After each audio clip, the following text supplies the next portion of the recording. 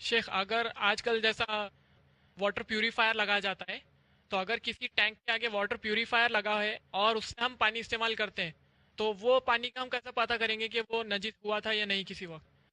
دیکھیے، پانی کے استعمال کے یہ الگ الگ طریقے ہیں. ہم نے جو ذکر کیا کہ اسمیل بدلنا یا کلر بدلنا، وہ نیچرل پروسیس کے تحت کہ پانی کہیں ٹھہرا ہوا ہے، بہاؤ نہیں ہے، تو کچھ دیر کے بعد کیا ہوتا ہے، اس میں یا تو بدبو پیدا ہو جائے گی، یا اس کے اندر کلر بدل جائے گا، یا اس کا ذائقہ بدل جائے گا. ایسے یہ نیچرل انداز سے ہوتا ہے. لیکن آپ جو فرما رہے ہیں یہ تو اس کو بہتر بنانے کے لیے ہے، تو اس کی وجہ سے پانی اور اچھا ہو جائے گا، اس سے پانی خراب نہیں ہوگا. اسی واٹر پیوریفائر میں جو ٹینک سے پانی آ رہا ہے اس ٹینک کے بارے میں ہم کیسے پتہ کریں گے؟ دیکھیے، پانی جو سامنے ہے آپ کو، شریعت اسی کا آپ کو مکلف بنا رہی ہے. مثال کے طور پہ جو پانی سپلائی ہو رہا ہے، اگر وہ پانی صاف ستھرا ہے اور اس کے اندر وہ نشانیاں نہیں بدلی ہیں تو پھر آپ اس کو استعمال کر سکتے ہیں.